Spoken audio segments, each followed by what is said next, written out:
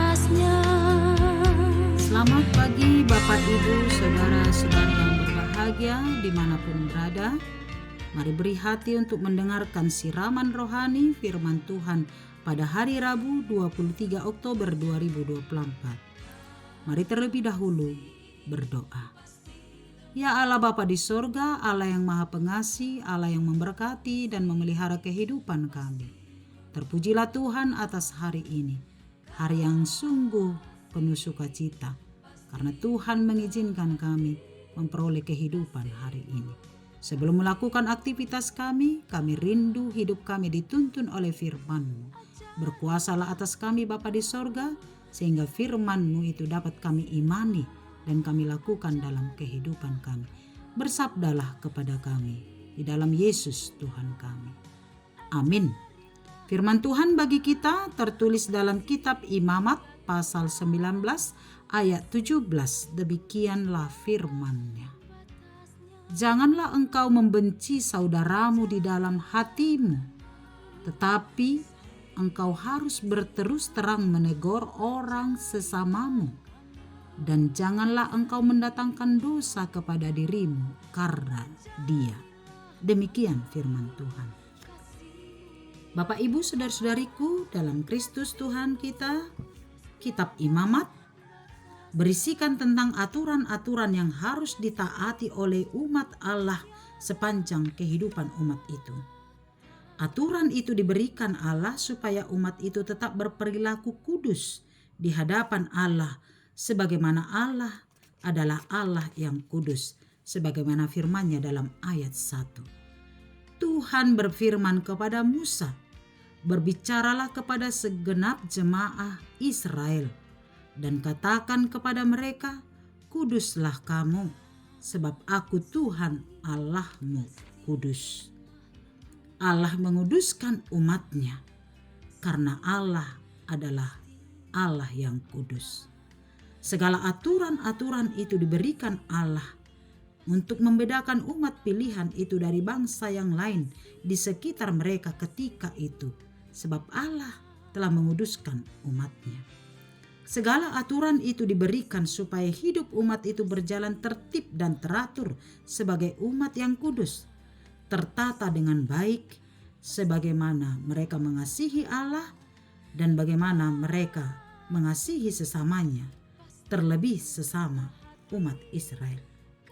Etika moral sebagai umat pilihan harus mereka tunjukkan kepada umat lain, sebab mereka adalah umat pilihan Allah.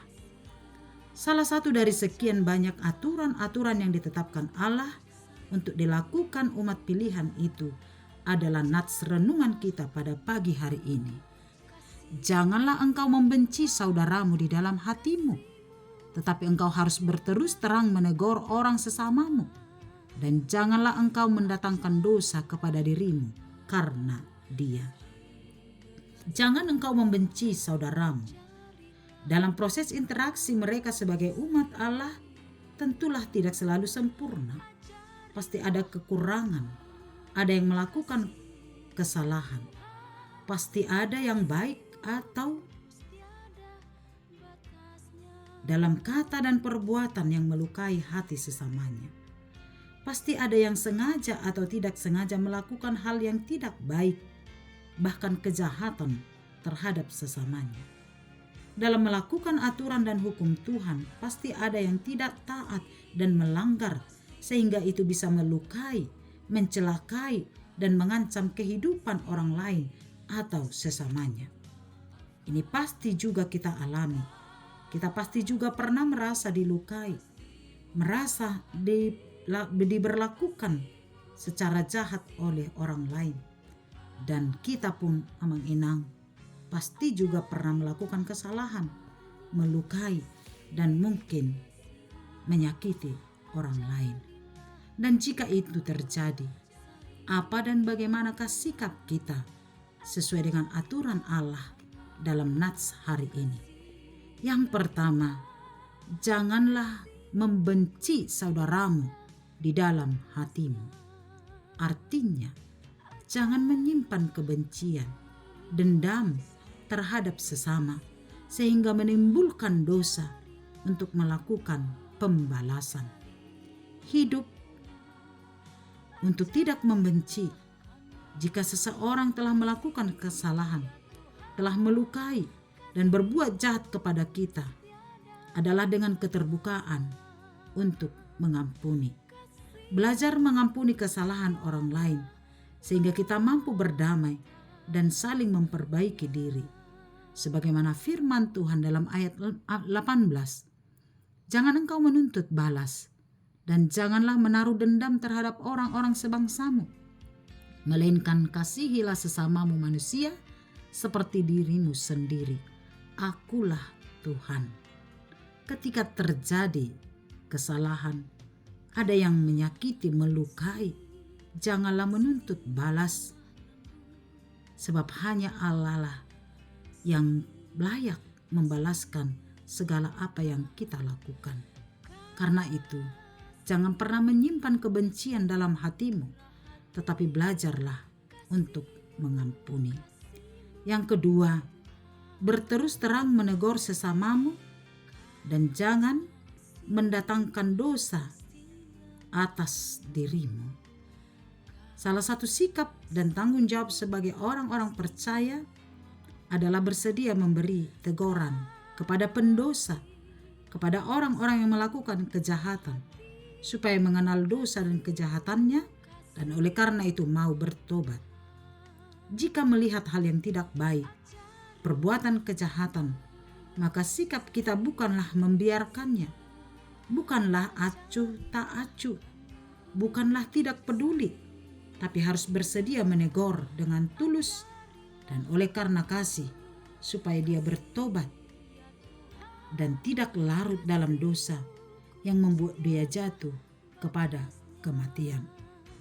Namun di zaman yang semakin maju ini, Bapak Ibu saudara-saudariku, kita mungkin melihat bahwa teguran itu semakin sedikit. Orang yang bersedia menegur dan orang yang bersedia menerima teguran semakin sedikit. Sebab tidak semua orang mampu menerima teguran. Banyak orang ketika ditegur menjadi tersinggung, merasa nama baiknya dirusak, difitnah, dan bisa saja berujung kepada ranah hukum. Itu sebabnya semakin banyak orang takut menegur, memberi nasihat pada zaman ini. Tapi firman Tuhan kembali mengingatkan kita, Bapak Ibu saudara-saudariku, salah satu tanggung jawab kita sebagai orang Kristen adalah memberi teguran, menegur sesama dengan cinta kasih, supaya orang-orang yang melakukan kejahatan tidak larut dalam kejahatannya, tetapi mau kembali dan bertobat dari jalannya itu. Itu sebabnya kita dipanggil oleh Tuhan untuk bersedia memberikan teguran dan bersedia menerima teguran ketika ada orang yang menegur kita. Itu adalah bentuk cinta kasih supaya kita tidak larut dalam dosa, tetapi meninggalkan dosa itu dan bertobat ke jalan Tuhan. Karena itu firman Tuhan bagi kita ini sungguh indah. Janganlah engkau membenci saudaramu, tetapi berterus teranglah menegur, supaya kehidupan kita senantiasa di jalan Tuhan. Amin. Terima kasih Bapa yang baik buat firman Tuhan. Kembali selalu mengingatkan kami supaya kami hidup saling mengasihi, tidak menyimpan kebencian, dendam kepada siapapun. Karena ketika ada yang melukai hati kami, Tuhan tolong kami untuk mengampuni.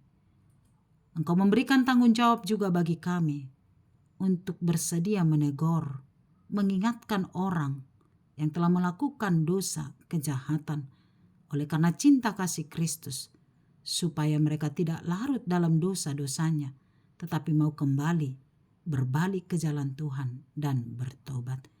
Tuhan berikan kami hikmat untuk memberikan teguran dengan penuh cinta kasih kepada siapapun, dan itu akan mendatangkan pertobatan. Terima kasih Bapa yang baik, biarlah firman-Mu senantiasa kami jaga, sehingga hidup kami senantiasa di jalan Tuhan. Berkatilah kami satu hari ini, dalam tugas dan tanggung jawab yang Tuhan berikan bagi kami. Dalam setiap apapun yang kami kerjakan, biarlah Tuhan dipermuliakan. Kau berkati setiap cita dan harapan kami, sehingga apa yang kami impikan, mari Tuhan tolong kami, dan Engkau jawab setiap seruan kami. Berkatilah anak-anak kami dimanapun berada, berkati semua peparan kami, cucu-cucu, dan Tuhan Kau menjaga dan memelihara mereka senantiasa. Berkatilah jemaat Tuhan yang sedang mensyukuri berkat Tuhan melalui ulang tahunnya hari ini, melalui ulang tahun pernikahannya juga. Tuhan Engkau berkati, semakin tambahkan sukacita, panjang umur, dan damai sejahtera dalam setiap kehidupannya. Orang-orang yang sedang mengalami duka cita, pergumulan, mari Tuhan topang oleh karena kasih-Mu, sehingga pengharapan daripada Tuhan telah menyediakan sukacita di depan. Orang-orang yang sedang mengalami sakit penyakit, mari Tuhan topang, Tuhan Engkau berkati sehingga kesembuhan akan terjadi. Hanya kepadamu kami berserah, biar Tuhan menuntun kami melakukan kehendak-Mu. Ampuni kami dari dosa kami, di dalam nama Yesus kami berdoa. Amin. Anugerah Tuhan kita Yesus Kristus, kasih setia Allah Bapa, dan persekutuan dari Roh Kudus menyertai kamu sekalian. Amin. Selamat melanjutkan aktivitas. Tuhan Yesus memberkati. Shalom.